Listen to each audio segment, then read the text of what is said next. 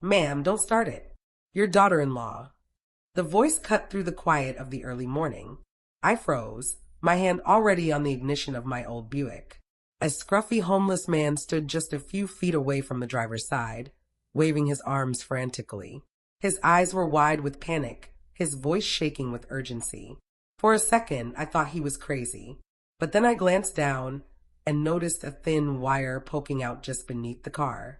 My blood went cold. I stumbled out, heart racing, and stared at the underside of my vehicle. Something metallic glinted in the shadows. My legs went weak. What had Melissa done? I didn't wait to find out. My body was trembling, but I flagged a neighbor, and within minutes, the police were already on their way. They told me not to worry, but how could I not? Someone had been trying to hurt me. Someone who knew exactly where I would be that morning. When I finally arrived late at the law office, still shaken, Melissa was already there. The moment she saw me walk in, alive and breathing, she fainted right on the spot. The room erupted in gasps. And that, my friends, was the moment I realized this inheritance meeting was going to be nothing like I thought. Hello everyone, welcome to today's video. Let me know where you are watching from. You don't know, you might just get a shout out on our next video. Don't forget to like and subscribe to this channel if you enjoy stories like this, because trust me, you don't want to miss what's coming next. Now, let me take you back to how it all began.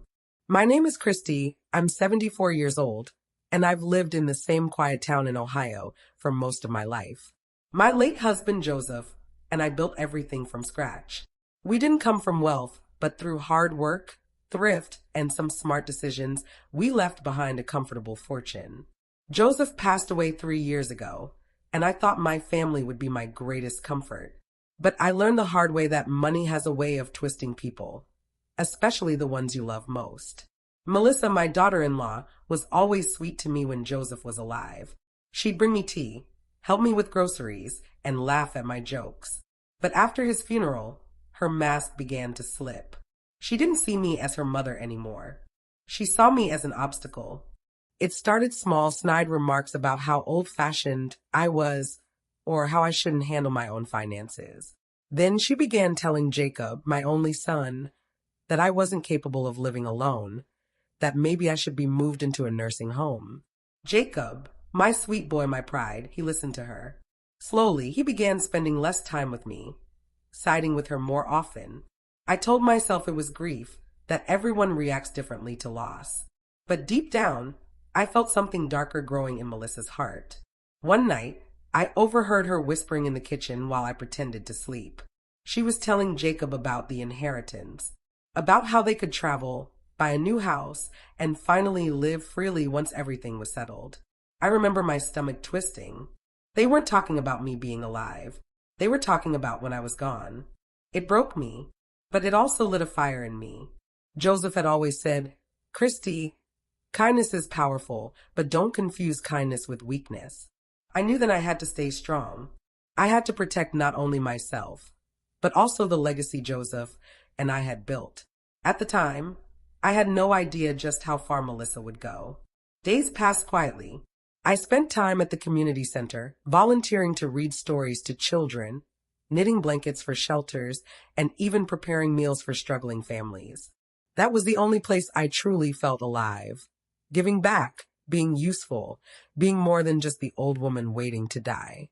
I met Martha there, a lovely woman in her 50s with a laugh that could light up any room.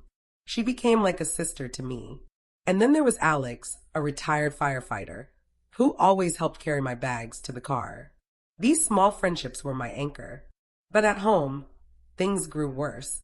One evening, Jacob came by with Melissa. I was excited to see them, so I made dinner.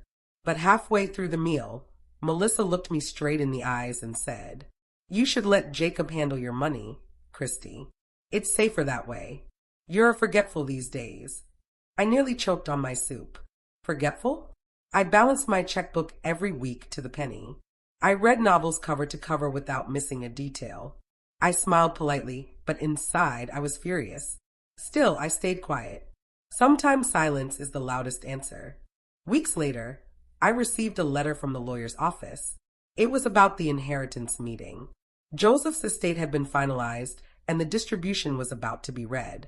I could almost feel Melissa's excitement through the walls of my house. She began calling more often, reminding me not to be late, suggesting I dress appropriately. Her voice dripped with fake sweetness, but I knew better. That morning, I woke up early, put on my best navy blue dress, and pinned Joseph's silver brooch to my chest. I looked in the mirror and whispered, "They think I'm weak, Joseph. But today they'll see." I didn't know how right I was. The sun had barely risen when I walked out to my car. The air was crisp, the kind that makes you feel alive. I slid into the driver's seat, humming softly to myself, and reached for the ignition. That's when it happened. "Ma'am, don't start it. Your daughter-in-law." The homeless man's warning shattered the stillness of the morning, and with it, my entire world. If you're watching this and thinking, "I'll just skip subscribing," let me tell you something. Melissa almost succeeded because I ignored the warning signs. Don't make the same mistake with this channel. If you don't hit subscribe now, you'll miss the next chapter, and trust me, you'll regret it when everyone else is talking about it and you're left in the dark. And that's where I'll leave you for now. Because when I finally arrived at the law office later that morning, something happened that not even I was prepared for. Melissa's secret was about to spill, and she didn't even get the chance to hide it. The sound of Melissa's body hitting the floor echoed across the polished walls of the law office. "Melissa," Jacob shouted, dropping to his knees. His face drained of color as he tried to shake her awake. The lawyer, a stern man named Mr. Peterson, stood frozen for a moment before hurrying around his desk to help. Everyone else in the room gasped. Some even rose from their seats, craning their necks to see what had happened. And me, I just stood there. My heart pounded, so hard I thought it might burst out of my chest, but I kept my face calm. I wasn't about to give anyone the satisfaction of seeing me break. I hadn't expected Melissa to faint. Not like that. I thought she'd be shocked, maybe even angry. But to see her collapse at the sight of me walking in alive, that told me everything I needed to know. She had expected me not to be there. And if that homeless man hadn't shouted when he did, maybe I wouldn't have been. Jacob finally lifted Melissa into one of the chairs. Her eyes fluttered open, and she looked around in confusion. When her gaze landed on me, her lips trembled. "Why you?" she whispered. "Yes, Melissa," I said, my voice steady. "It's me." Surprised. Her mouth opened as if she wanted to speak, but no words came out. Instead, she lowered her head, her hands trembling in her lap. Jacob wrapped an arm around her shoulders, glaring at me as though I had done something wrong. "Mom," he said, his tone sharp. "What are you trying to pull here?" "What am I trying to pull?" I repeated softly, shaking my head. "I'm just here for the reading of your father's will. That's all." Silence filled the room. Even Mr. Peterson looked uncomfortable. He cleared his throat, gesturing for everyone to settle. "We'll continue in just a moment," he said, shuffling some papers. But I saw the way his eyes flicked to Melissa, then back to me. He knew something wasn't right, too. Now, let me pause the scene for a moment and take you back a few hours earlier. When the police came to investigate the car, they confirmed my worst fear. Someone had tampered with it. They didn't tell me everything, only that there was evidence of a dangerous device meant to cause serious harm. The officer's words still echo in my mind. Serious harm. They asked me if I had any enemies. I almost laughed. What kind of 74-year-old woman has enemies? But then I thought of Melissa. Her fake sweetness. Her whispers at night. Her obsession with the inheritance. I didn't want to believe she could go that far. But after what I saw under my car that morning, I couldn't lie to myself anymore. I remember sitting at my kitchen table, my hands wrapped around a warm mug of tea, trying to stop them from shaking. I thought about Martha, about Alex, about the kids at the community center. I thought about how Joseph would want me to be brave. And then I thought about Jacob, my son. Did he know? The idea pierced my heart like a knife. Back at the office, Melissa kept her head down, refusing to meet my eyes. Jacob fussed over her like she was the victim, and I wanted to scream. Victim? If only he knew what I had almost stepped into this morning. "Shall we begin?" Mr. Peterson asked, finally regaining control of the room. Everyone nodded, though Melissa's hands were still trembling on her lap. He opened the folder, cleared his throat, and began reading Joseph's will. At first, it was what I expected. Some donations to charities, a scholarship fund in his name at the local high school. My heart warmed at that. Joseph always believed in education. But then came the part everyone in the room had been waiting for, the inheritance division. Jacob leaned forward, his eyes fixed on the papers. Melissa clutched his arm, her lips pressed tightly together. And me, I sat perfectly still, my hands folded neatly on my lap. The lawyer read aloud. To my beloved wife, Christy, I leave the house we built together, the savings account at First National Bank, and full authority over the family trust. Gasps erupted around the room. Jacob blinked. Wait, what? Melissa finally looked up, her face pale as chalk. To my son, Jacob, I leave the shares of our family business, under the condition that he will not sell them without his mother's approval, Mr. Peterson continued. The air grew heavy. You could have heard a pin drop. Melissa's nails dug into Jacob's arm. This isn't right, she hissed. Jacob's face turned red. He looked at me, his eyes filled with frustration. Mom, what did you do? I didn't answer. I didn't need to, because the truth was simple. Joseph had trusted me to protect what we built, and no one, absolutely no one, was going to manipulate me out of it. Now, if you're sitting there watching this thinking, oh, I'll just wait until later to subscribe, let me ask you, what if later never comes? That's what I thought that morning when I almost turned the ignition. Imagine missing out on the rest of this story because you put it off. Hit that subscribe button now, because regret doesn't fix missed chances. Back in the room, the lawyer went on with the details, but I barely heard him. My mind was racing. I had survived one attempt on my life, but was it really over? I looked at Melissa's pale face, the way her eyes darted toward me like a cornered animal. Something told me this was only the beginning. She hadn't expected me to live. And people who plan for your death don't just stop after one failed attempt. The thought made my skin crawl. After the meeting, people began filing out. Jacob stormed ahead, dragging Melissa by the hand. She kept her eyes low, her lips pressed tight, as if she couldn't bear to speak. I lingered in the hallway, pretending to fix my coat. That's when I heard them. You promised it would be easy, Jacob hissed. I didn't know. She wasn't supposed to be here. Melissa snapped back. My blood froze. Every word felt like another knife to my chest. It wasn't just her. Jacob knew too. My own son. I walked out of the building in a daze, the autumn air biting my cheeks. The street was busy with people going about their day, but for me, everything slowed down. My son, the boy I had raised, fed, and loved, wanted me gone. I had to sit down on a bench nearby just to steady myself. My hands shook, and tears blurred my vision. But in that moment, Joseph's words came back to me again. Kindness is powerful, Christy. But don't confuse kindness with weakness.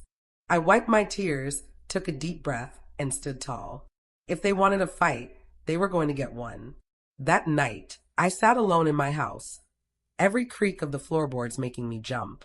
I checked the locks 3 times, pulled the curtains tight, and kept the lights on. I even left the TV running just to hear another voice. But still, sleep didn't come. My mind replayed their whispers in the hallway. Jacob's anger, Melissa's desperation. And just when I thought the night couldn't get worse, I heard a knock on my door. A slow, deliberate knock. My heart stopped. It was well past midnight. No one decent knocks at a widow's door at that hour. I froze in my chair, my breath caught in my throat as the knock came again. This time louder. And that's where I'll stop for now. Because when I opened that door, what I found waiting on the other side changed everything. The knocking grew louder. Boom, boom, boom. Each thud rattled through my chest. My whole body tensed, every nerve screaming at me not to move. Whoever was outside wasn't just passing by. They wanted me to open that door. I clutched the edge of my chair, forcing myself to breathe. Finally, after the 4th knock, I stood. My knees trembled as I shuffled toward the entryway, every step echoing like a drumbeat in the silence of my house. I paused at the door, my ear pressed against the wood.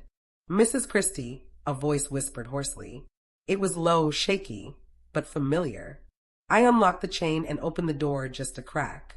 There, under the dim glow of my porch light, stood the same homeless man who had saved me that morning. His beard was tangled, his clothes ragged, but his eyes, those sharp, worried eyes, were unmistakable. "You," I breathed. He nodded quickly, glancing over his shoulder as though someone might be following him. "I had to come. They know I spoke to you." My blood ran cold. "Who knows?" I whispered. Before he could answer, he stumbled forward, clutching his side. His coat slipped open, and I saw the dark stain spreading across his shirt. Blood. "Oh, dear Lord," I gasped, pulling him inside. I guided him to the couch, my hand shaking as I pressed a towel against his wound. He winced but didn't resist. "They came after me," he murmured, his voice weak. "Told me to keep my mouth shut. Said nobody would miss me." My chest tightened. Whoever had tampered with my car hadn't just stopped there, they had tried to silence the only witness. "You saved my life this morning," I whispered, tears stinging my eyes. "Now let me save yours." I called 911, my voice breaking as I explained the situation. Within minutes, the paramedics arrived, rushing him onto a stretcher. Before they carried him out, he grabbed my wrist with surprising strength. "Be careful," he rasped. "They won't stop until they get what they want." Then he was gone, swallowed by flashing red lights. The rest of the night was a blur. I double-locked the doors, left the kitchen light on, and sat by the window watching the shadows. Sleep never came. By morning, I felt hollow. My eyes were swollen from crying, my body stiff from the couch. But inside, something had changed. Fear was no longer enough to paralyze me. Now it fueled me. Later that day, I went to the community center. Martha greeted me with her usual bright smile, though it faltered when she saw my face. "Christy, what happened? You look like you've seen a ghost." I pulled her aside, lowering my voice. "It's worse than that, Martha. Someone's trying to hurt me." Her eyes widened, and for the first time since I'd known her, she didn't laugh or brush things off. She listened. Every detail about the car, the homeless man, and Melissa's reaction at the office. When I finished, she reached for my hand. "You can't face this alone," she said firmly. "You need allies, people you can trust." Her words wrapped around me like a blanket. Allies. I had been so focused on surviving that I hadn't thought about fighting back. Maybe it was time. That evening, Alex stopped by the center too. He overheard part of our conversation, his jaw tightening as he listened. "You know, I used to be a firefighter," he said, folding his arms. "We see a lot. Suspicious fires, insurance scams, people covering their tracks. If what you're saying is true, Christy, then this is bigger than you think." I nodded. My heart pounded at the thought. Bigger than I think. That meant there were layers I hadn't even uncovered yet. Now, let me stop here and talk to you directly. If you've been watching this story and still haven't subscribed, ask yourself why. Maybe you're scared of commitment. Maybe you think you'll come back later. But let me tell you, later doesn't always come. I almost didn't live to see that law office because I ignored the signs. If you don't hit that subscribe button now, you may never know how this story ends. Don't gamble with curiosity. That night, after talking with Martha and Alex, I felt a flicker of hope. I wasn't alone anymore. Maybe together we could piece this puzzle apart and protect Joseph's legacy.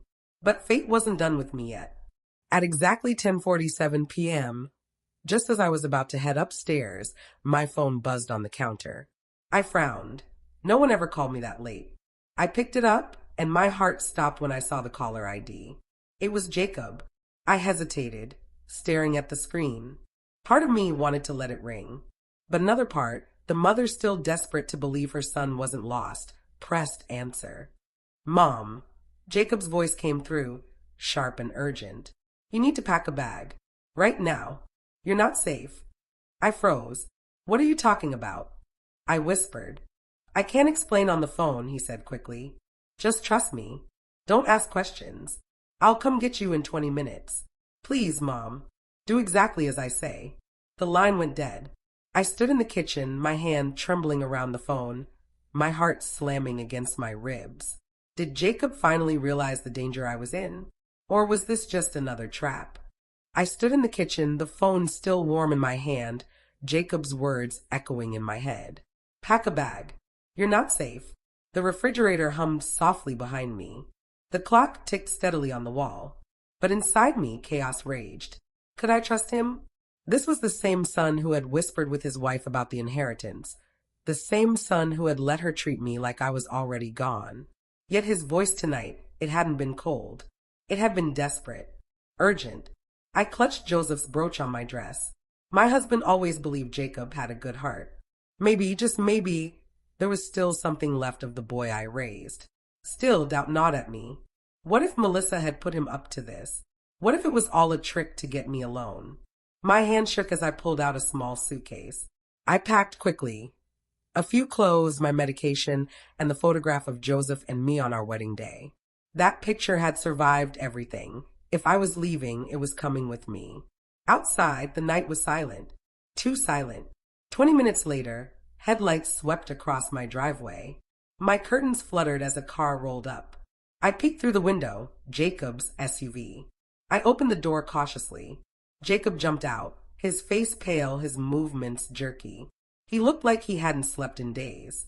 "Mom, come on," he urged, grabbing my suitcase. "We don't have time." "Where are we going?" I asked. "Somewhere safe. I'll explain later. Please, just trust me." I studied his face. His eyes darted nervously around the street, like he expected someone to leap out of the shadows. For the first time in years, I saw fear in him, not greed, not anger, but raw fear. I got in the car. We drove through the winding back roads of Ohio, the woods pressing in on either side. The silence between us was suffocating. Finally, I spoke. "Jacob," I said softly, "what's going on? Who's after me?" He gripped the steering wheel tighter. His knuckles turned white. "It's complicated," he muttered. "Then uncomplicate it," I shot back. "If I'm risking my life following you, I deserve the truth." His jaw clenched. For a long moment, he said nothing. Then, with a shaky breath, he whispered, "It's Melissa. She wasn't supposed to go this far. But she has people helping her now. Dangerous people." I felt my stomach twist. "What do you mean, dangerous people?" He didn't answer. He just pressed harder on the gas. We pulled into a rundown motel off the highway. The neon sign flickered above us, buzzing faintly. Jacob parked at the far end of the lot and hurried me inside, keeping his head low. The room was small, musty, and smelled faintly of cigarettes. But at least it had locks on the door. "Stay here," he said, dropping my suitcase by the bed. "Don't open the door for anyone but me. I'll be back in the morning with more answers." "Jacob." But before I could say anything more, he was gone, the door clicking shut behind him. I sat on the bed, my heart heavy. I didn't know whether to feel comforted or betrayed. My son was protecting me, but from his own wife. I lay down, staring at the cracked ceiling. My body was exhausted, but my mind wouldn't rest. Questions clawed at me. How deep was Melissa's involvement? Who were these dangerous people? And most of all, why had Jacob waited until now to help me? I must have drifted into a light sleep, because the next thing I knew, the faint creak of footsteps woke me. I sat up, every nerve alert. The sound was outside the window. Slow, deliberate. I held my breath, clutching the lamp on the nightstand as if it could protect me. The footsteps stopped. Silence. And then, the window latch clicked. Someone was trying to break in. The faint metallic click of the window latch nearly stopped my heart. I froze, clutching the lamp tighter. My pulse thundered in my ears as I watched the shadowy outline of fingers slowly working at the lock. This wasn't Jacob. He had a key. This was someone else. Someone who wanted in. I scrambled off the bed, tiptoeing across the worn carpet. My breaths came shallow, sharp. The lamp felt heavy in my hands, but I gripped it like a weapon. The latch gave way with a soft snap. The window slid upward, inch by inch. I couldn't move. My body was screaming at me to run, but my legs felt like stone. A boot landed on the windowsill. Then another. Someone was climbing in. Before I could think, I swung the lamp with all the strength I had left. It connected with a sickening crack against the intruder's arm. He yelped, stumbled backward, and fell onto the gravel outside. I dropped the shattered lamp, my chest heaving. The man scrambled to his feet, clutching his arm. His face twisted in pain, but his eyes locked onto me through the glass, cold, hard, and full of rage. Then he ran. I stood trembling by the window, too stunned to scream. Whoever he was, he hadn't come to rob me. His eyes had made that clear. He had come for me. I didn't sleep the rest of the night. I sat in the chair by the door, Joseph's brooch pinned firmly on my chest, as though it could shield me from whatever darkness lurked outside. When Jacob returned at sunrise, I was still awake, my body stiff and my eyes burning from exhaustion. "Mom," he said quickly, shutting the door behind him, "are you okay?" I stared at him, my voice shaking. "Someone tried to break in last night." His face drained of color. "What?" I hit him with the lamp before he got inside. He ran off. "But Jacob," my voice broke. "This isn't just Melissa anymore, is it?" He sank onto the edge of the bed, rubbing his hands over his face. For a long moment, he didn't speak. Then finally, he whispered, "No, it's not just her." The words felt like ice. We drove back toward town that morning, Jacob glancing at the rearview mirror every few minutes like he expected to be followed. He looked more like a hunted man than my son. "Talk to me," I said finally, my voice firmer than I felt. He gripped the wheel. "Melissa, she's in over her head. She borrowed money from the wrong people, Mom. And when she couldn't pay it back, she made promises. Promises she couldn't keep." My stomach churned. "What kind of promises?" He hesitated. "She told them about the inheritance. She told them once you were gone, we'd have enough to pay everyone off." The words sliced through me like a blade.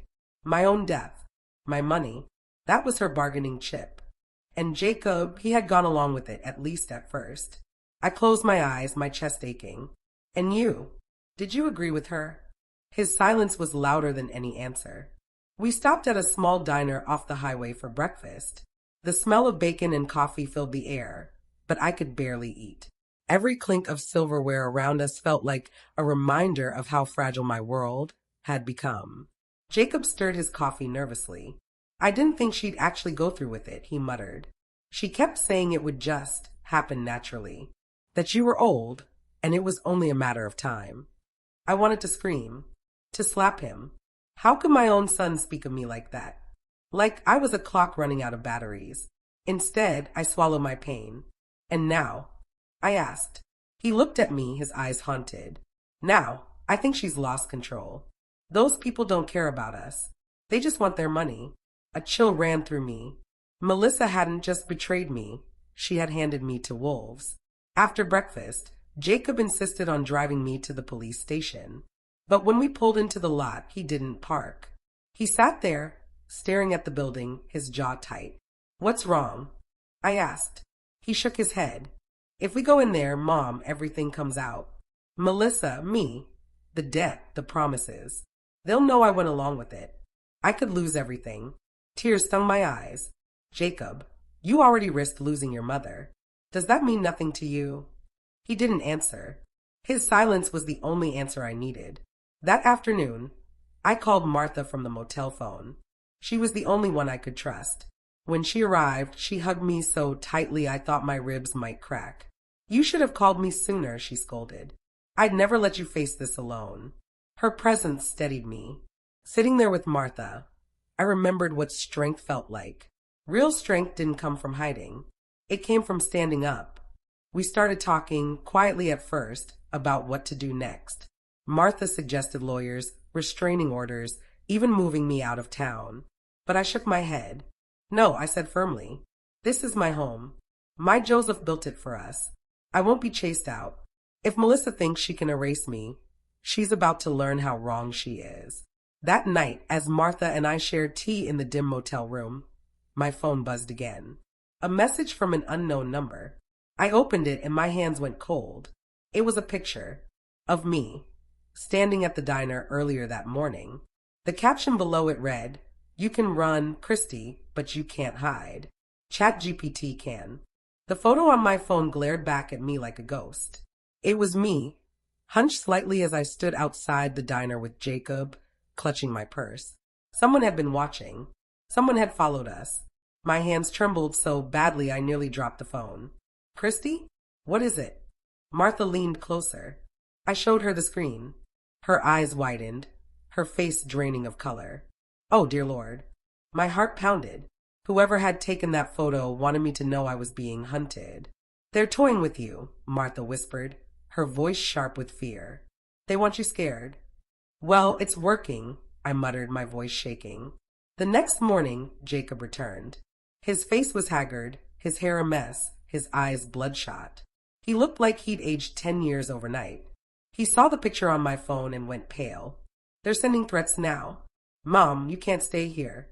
It's not safe. Safe. I snapped. Nowhere is safe, Jacob. They know where I am, where I eat, probably even where I sleep. Running won't fix this. Martha put a hand on my shoulder. She's right. You can't hide forever. Jacob groaned, dragging his hands down his face. You don't understand. These people don't stop. If Melissa can't pay them, they'll take everything. And they won't think twice about, he stopped himself, but I knew what he meant. About killing me. That night, I tried to rest, but the shadows in the corners of the motel room seemed alive, shifting every time I closed my eyes. I dreamed of Joseph. He stood in the garden, wearing the same old flannel shirt he loved, his hands in the soil. He looked at me, his eyes soft but firm. Don't let them take what we built, he said. I woke with tears streaming down my cheeks. The next day, I insisted on returning to my house, despite Jacob's protests. You'll be safer here, he argued, gesturing around the motel room. No, I said, my voice steady. This isn't safety. This is hiding. I won't spend the rest of my life running like a rat. That house is mine.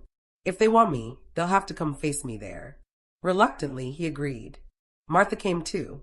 Together, we stepped back into my little home. The moment I walked through the door, I felt Joseph's presence.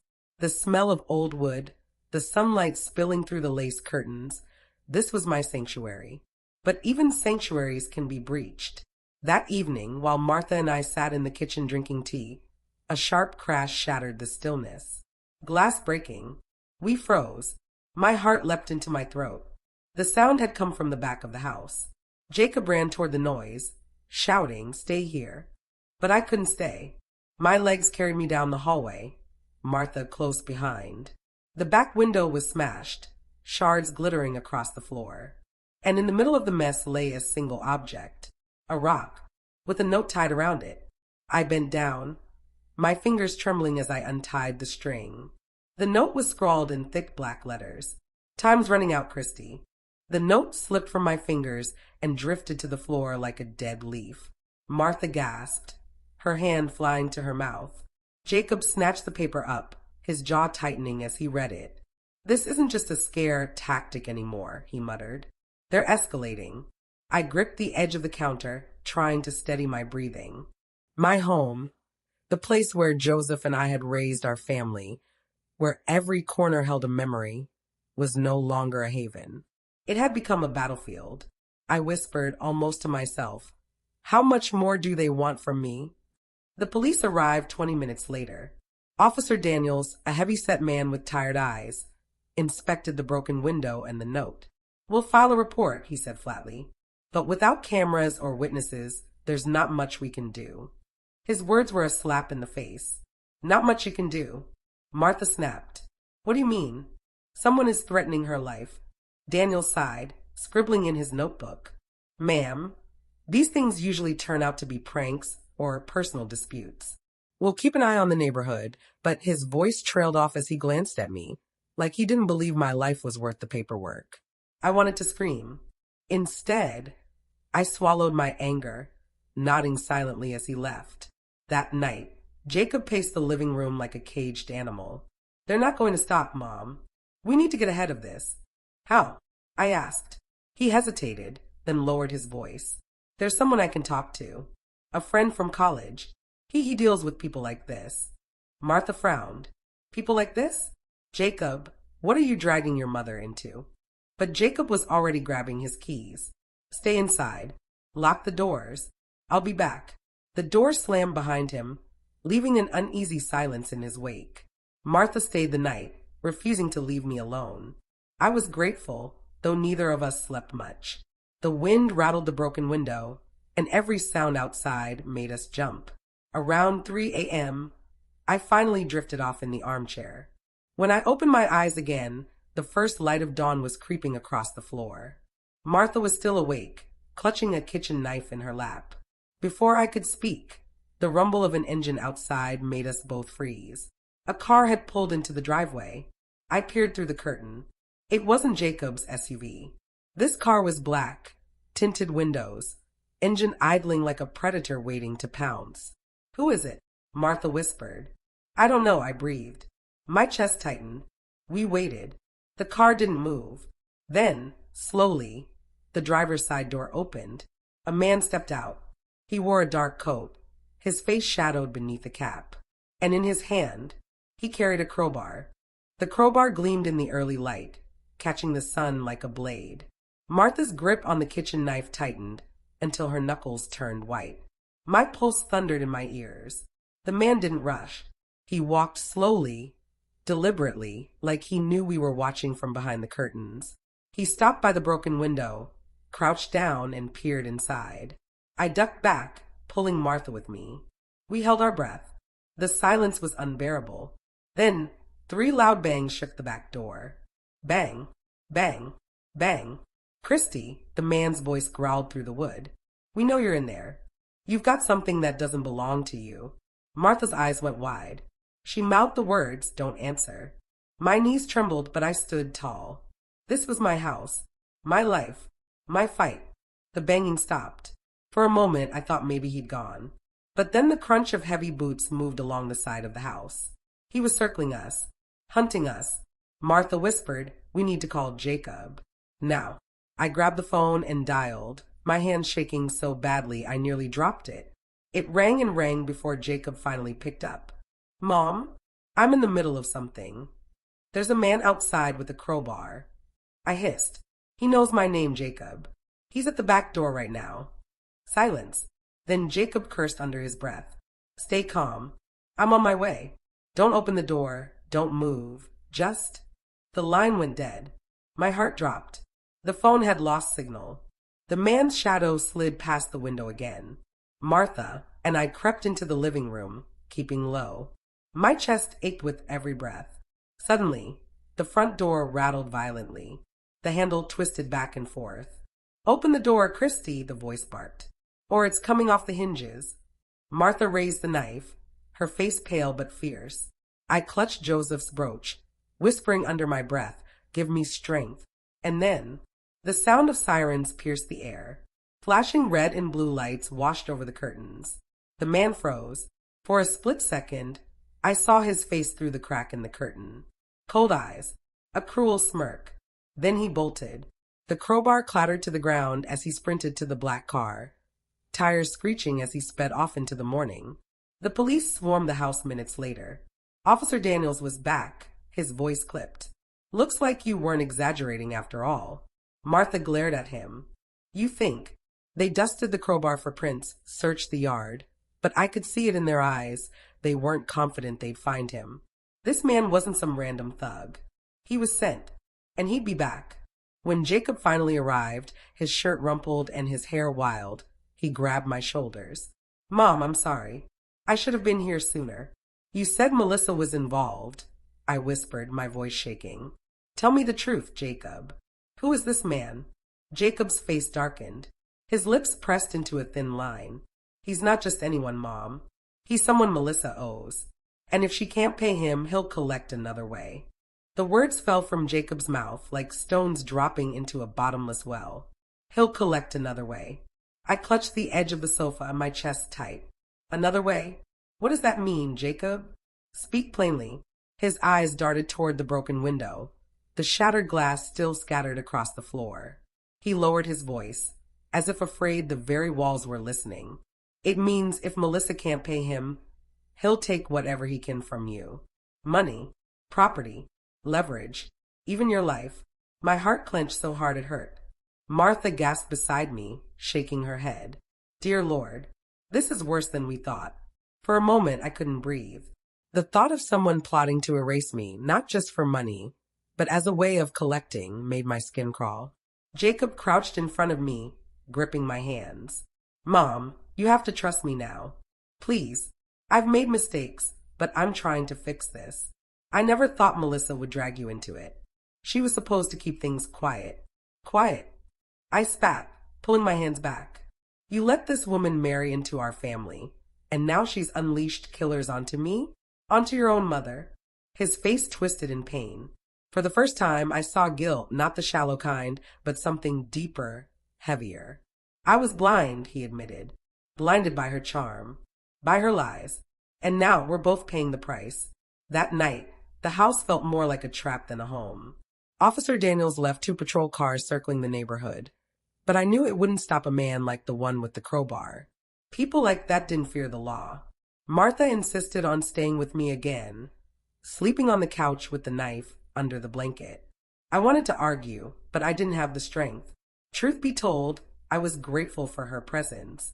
At 2 a.m., I woke to the sound of Jacob's hushed voice in the kitchen. I crept down the hall, barefoot, my ears straining. He was on the phone. I told you, she doesn't know. Stop pushing me. I'll get the money, just give me more time. A pause. His voice dropped to a desperate whisper. If you touch her, I swear I'll. I froze. My blood ran cold. The floor creaked under my foot. Jacob spun around, phone pressed to his ear, his eyes wide. Mom, what are you doing up? My throat felt dry, but I forced the words out. Who were you talking to? His jaw tightened. It's nothing. Go back to bed. Don't lie to me, Jacob. My voice cracked. Was that him? He stared at me for a long moment, then hung up the phone without a word. His silence was answer enough. The next day I confronted him. Jacob, I said, my voice trembling but firm, you're not telling me everything. I deserve the truth. His shoulders slumped. He looked 10 years older, like the weight of his choices had finally crushed him. You're right, he said softly. You deserve the truth. But if I tell you, you'll never look at me the same again. I folded my arms. Try me. He sat down heavily, burying his face in his hands. I owe them too. Not just Melissa. I borrowed money from the same people. It was supposed to be for a business deal, but it went bad. I couldn't pay it back. The air left my lungs. My own son. My blood. Entangled in this web of debt and danger. Jacob, I whispered, tears burning in my eyes. What have you done? I was going to fix it, he said hoarsely. I thought if I married Melissa, her connections, her money, it would help. But she was already drowning in her own mess. Together, we've made it worse. Martha shook her head in disgust. You've dragged your poor mother into this nightmare because of greed and foolishness. Jacob looked at me, his eyes pleading. Mom, I swear I'll make this right. I'll protect you, even if it costs me everything. The following evening, another letter arrived. This time, it wasn't thrown through a window.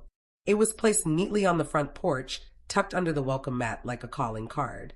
The handwriting was the same jagged scrawl. Final warning. Deliver what's owed, or we'll take what matters most. Martha's hands shook as she read it. Christy, this isn't just about money anymore. They're coming for you. I sat in silence, staring at the words until they blurred. A strange calm washed over me. Fear had been my constant companion for days, but now, something else took its place. Resolve. I wasn't going to let them break me. Then we fight, I whispered. Martha blinked. Fight? Christy, they're criminals. I don't care who they are. I've lived too long, survived too much, to let some thugs decide when my story ends. For the first time in days, my voice didn't tremble. That night, Jacob made a call from the front porch.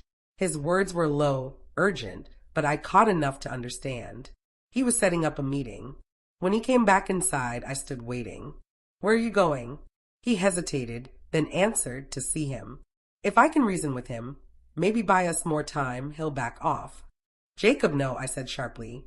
You can't bargain with men like that. They don't reason. They take. But his mind was made up. I got us into this, Mom. Let me try to get us out. Before I could stop him, he was gone. Hours passed. The house was suffocatingly quiet. Martha and I sat at the kitchen table, staring at the clock, waiting for any sign of Jacob. At midnight, the phone rang. I jumped, snatching it up. A rough voice crackled through the line. Mrs. Christie, your boy tried to be brave. My blood turned to ice. What did you do to him? I demanded. The man chuckled darkly. Let's just say he's learned his place. Now it's time you learn yours. Tomorrow, noon, the old train yard outside town. Come alone, or you'll never see Jacob again. The line went dead. The phone slipped from my hand, clattering onto the table. Martha grabbed my arm. What did he say? My voice shook as I whispered the words. They have Jacob. The words echoed in my head long after the line went dead. They have Jacob. I sat frozen at the kitchen table, the silence pressing down on me like a weight I could not move. My own son, for all his flaws, was now a hostage. Martha's face was pale, her hands trembling as she reached for mine. Christy, what are we going to do? My throat was so dry it hurt to speak. We have no choice. We go to the train yard. Her eyes widened. Are you insane? That's exactly what they want. It's a trap. I know, I said softly, but I can't leave Jacob to them. Whatever mistakes he's made, he's still my boy. Tears welled in my eyes as I thought of Joseph. He would never forgive me if I abandoned our son, no matter how far Jacob had strayed. I stood, my knees wobbling slightly, but my resolve firm. Tomorrow at noon. I'll be there. The night stretched endlessly. Martha tried to persuade me to stay, to let the police handle it, but I knew better. Officer Daniels had already dismissed me once. These men weren't afraid of the law. They were only afraid of leverage, and right now they had all of it.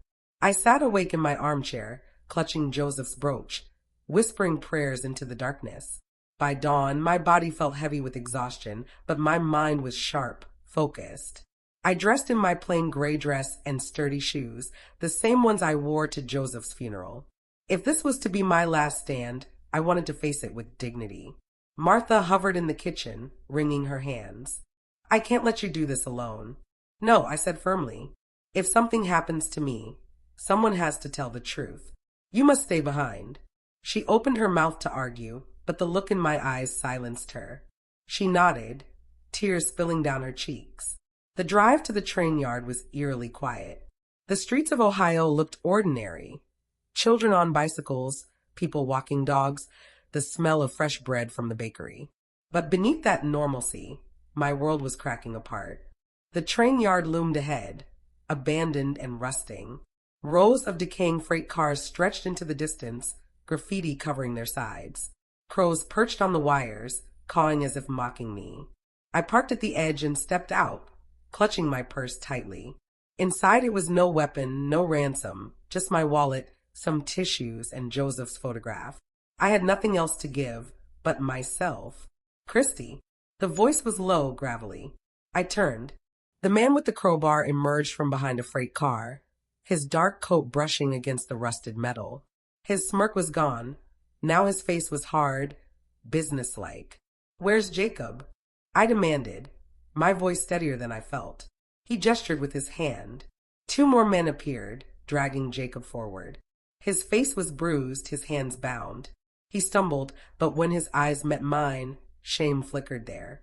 Mom, he croaked. I wanted to run to him, but the man raised a hand. Not so fast. He stepped closer, his eyes cold. You've caused us a lot of trouble, Christy. Do you know how many times I've had to clean up after your son and daughter-in-law? I don't care about Melissa, I said sharply. Let my son go. I'll do whatever you want. He chuckled. That's the problem. What I want isn't so simple. He pulled a folded paper from his coat and tossed it at my feet. I bent down slowly, my hands trembling as I opened it. It was a deed, the deed to my house. My stomach dropped. You sign it over, he said coldly. Today. The property, the land, everything. In exchange, your boy walks away. Otherwise, he let the sentence hang. But his glance toward Jacob made the meaning clear. My fingers clenched the paper. That house wasn't just wood and bricks. It was the life Joseph and I built. The memories of birthdays, Christmas mornings, the garden we planted together. It was the last piece of him I still had. You can't ask me to give this up, I whispered. I'm not asking, the man said, stepping closer. I'm telling you. Jacob groaned, struggling against his captors. Mom, don't you dare sign it. It's just a house. No, I snapped, my voice breaking. It's not just a house. It's everything your father left behind. Tears stung my eyes. My heart felt torn in two, between the memory of Joseph and the flesh and blood son before me. The man smirked, sensing my torment. Tick-tock, Christy. You've got one chance. I took a deep breath, clutching the deed in my trembling hands. I could feel Joseph's brooch against my chest, as if he was watching me. Then, in a voice steadier than I thought possible, I said, "No." The man's eyes narrowed. "No." I straightened my back. "You can take my money, you can even take my life, but you will not take my home." His smirk vanished. He stepped closer, fury flashing in his eyes. "You think you're brave, old woman? Fine. Let's see how brave you are when your son pays the price." He raised his hand. One of the men shoved Jacob to his knees, a gun pressed against his head. My blood turned to ice. My vision tunneled. "Last chance, Christy," the man growled. "Sign the deed, or watch him die." The world narrowed to one sight, the gun pressed against Jacob's head. The metal gleamed cruelly under the gray Ohio sky.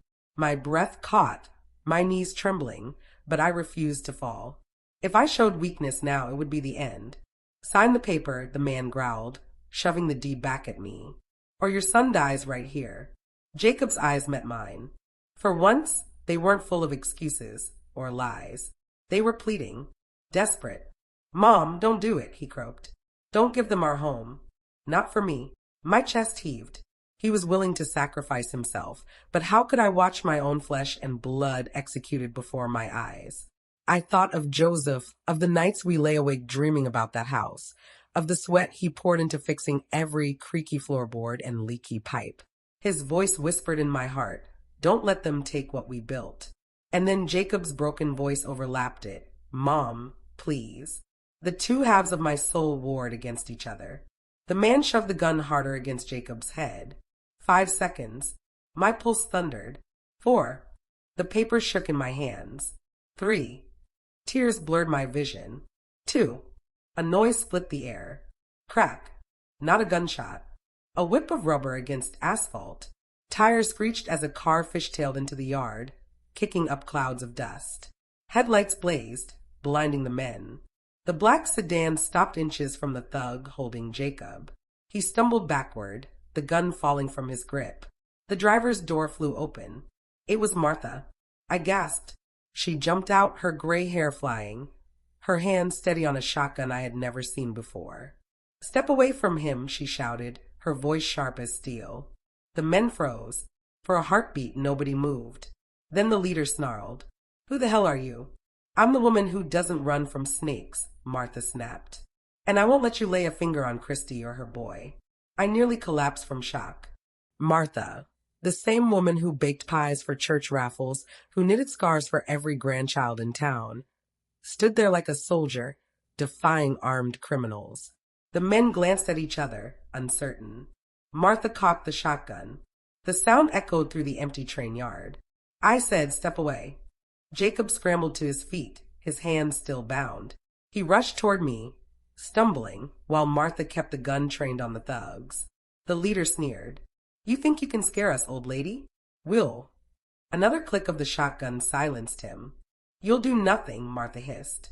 "Now get in your car and drive before I decorate this yard with your kneecaps." For a tense moment, I thought they'd call her bluff. But then, one by one, they retreated, cursing under their breath. They piled into their black car, the engine roaring as they sped out of the yard. The dust settled. The yard fell silent. I collapsed into Jacob's arms, sobbing with relief. "Martha," I whispered. How did you?" She gave a tired smile, lowering the gun. "You think I lived 68 years in this world and never learned to shoot? My late husband was a hunter. He made sure I could handle myself." I laughed through my tears, my chest heaving. For the first time in days, I felt a glimmer of hope. But that hope was short-lived. Jacob's face twisted with dread. "You don't understand. They'll be back. Martha scared them off today, but they won't stop. Not until they get what they want." He was right. Those men weren't the type to forgive and forget. They'd regroup, stronger, angrier. Martha nodded grimly. "Then we need to stop hiding. It's time to turn the tables." Her words lit a spark inside me. I had spent too long running, hiding, waiting for the next attack. No more. If they wanted war, they were going to get it. I straightened, brushing the dirt from my dress. Jacob, you said they want leverage. Well, two can play that game. If Melissa brought these people into our lives, then she's the key. It's time we find her. Jacob's eyes widened. Mom, that's dangerous. She'll never give herself up. Then we'll make her. For the first time in days, my fear transformed into fire. I wasn't just fighting to save Jacob. I was fighting for Joseph's memory, for my home, for myself, and I wasn't alone anymore. Martha was with me. Even Jacob, broken as he was, had no choice now but to fight on my side. The tide was turning, but as we drove away from the train yard, I couldn't shake the feeling that the real battle hadn't even begun yet.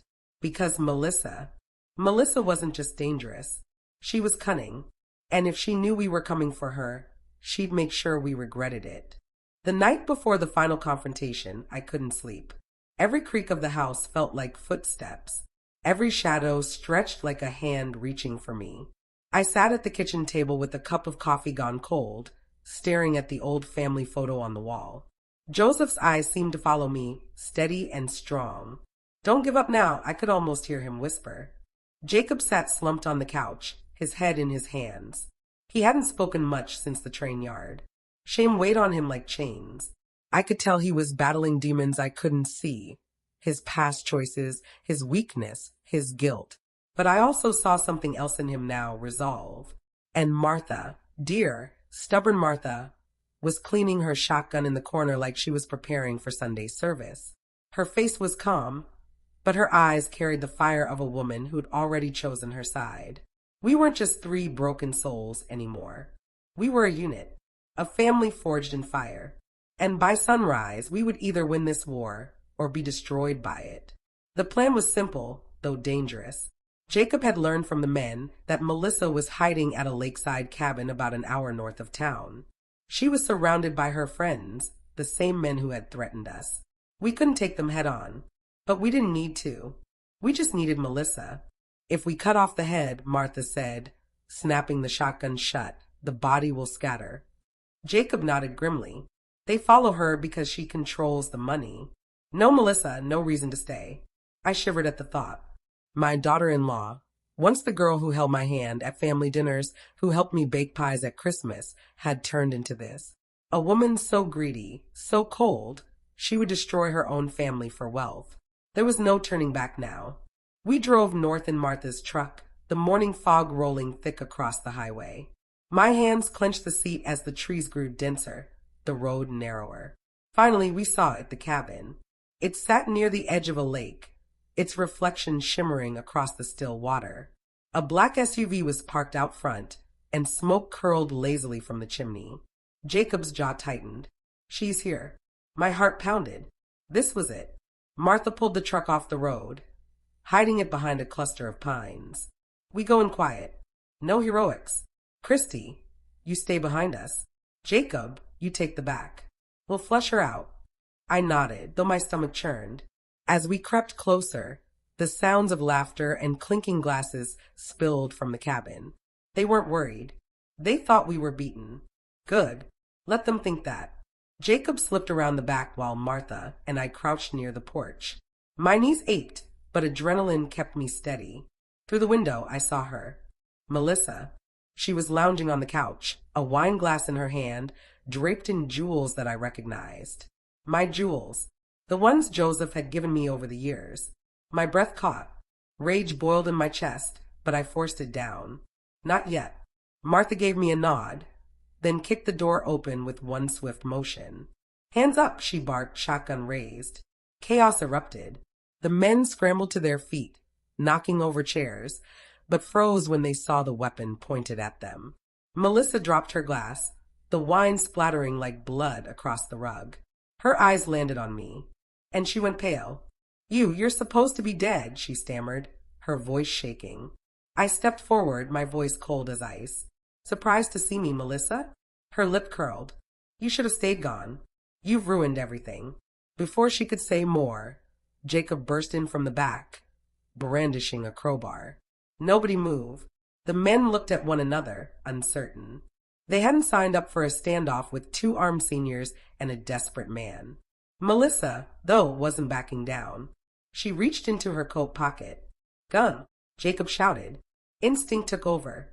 I lunged forward, grabbing her wrist just as she pulled out the pistol. It clattered to the floor, skidding under the table. We struggled, her nails clawing at my arms, her eyes wild. "You don't deserve a dime," she hissed. "It was supposed to be mine. All of it."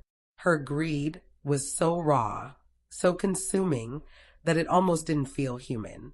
I shoved her back, my voice breaking. "You sold your soul for money, Melissa. But you'll never take Joseph's legacy." She stumbled, hitting the edge of the table. For a moment, the room was still, her chest heaving, her face twisted with rage. And then she lunged again. A loud boom split the air. The shotgun fired, echoing through the cabin. Melissa froze, her eyes wide. The blast hadn't hit her, it had hit the wall inches from her head. Martha lowered the weapon, her face like stone. "Next time I won't miss." The room went silent. The men exchanged nervous glances, then one by one, they slipped out the door, abandoning her. Melissa's bravado crumbled. She collapsed to her knees, trembling, her voice breaking into sobs. No, no, this can't be happening. I was so close. I stared at her, my heart heavy. This woman had nearly destroyed us all. And yet, seeing her like this, broken, defeated, I felt no victory. Only sorrow, because greed had turned her into a stranger. The police arrived minutes later, thanks to a call Martha had made before we left. Melissa was arrested on charges of attempted murder, conspiracy, and fraud. Her screams echoed through the trees as they dragged her away.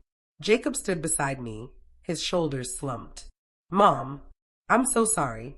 I let her into our lives. I let this happen." I placed a hand on his cheek. "You made mistakes, Jacob, but you're still my son. And as long as you're willing to change, I'll stand by you." His eyes filled with tears, and for the first time in years, I saw the boy I had raised, not the man who had fallen so far. Martha smiled softly, resting the shotgun on her shoulder. "Well, ladies, I'd say we've had enough excitement for one lifetime. How about we go home?" I laughed through my tears. Home. The house Joseph built. The one they had tried to take from me. It was still ours. And no one, not Melissa, not her thugs, not even the shadows of greed, would ever take it away again.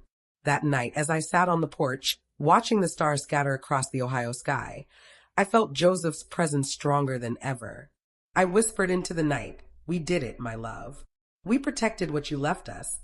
And for the first time in a long while, I felt at peace. Because I had learned something through it all. Money can be stolen. Homes can be threatened. But family, true family, bound by love and forgiveness, can survive anything. Even fire. Even betrayal. Even Melissa.